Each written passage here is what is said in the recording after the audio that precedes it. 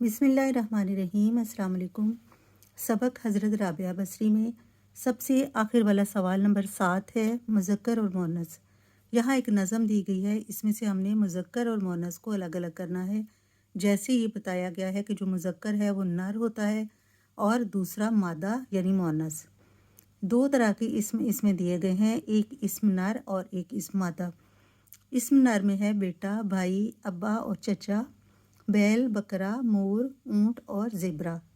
اس طرح اسم مادہ میں ہے بیٹی، آپا، اماں اور چچی، گائے، بکری، مورنی اور اونٹنی۔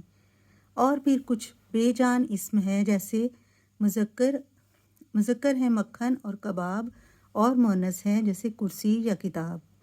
اور سب سے آخر میں پوچھا گیا ہے کہ دادا دادی سے تم سب کو لگاؤ، کون ان میں ہے مذکر بتاؤ۔ تو دادا مذکر ہے یا دادی مذکر ہے؟ تو اس میں دادا مذکر ہیں۔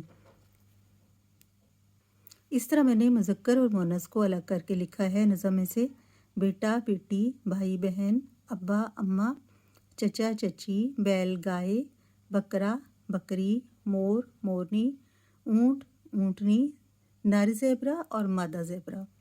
اس کے بعد بے جان مذکر مؤنث ہیں۔ مذکر ہے مکھن کباب اور مؤنث ہے کرسی کتاب۔ اور آخر میں جو سوال پوچھا گیا ہے کہ دادا مذکر ہیں اور دادی مؤنث۔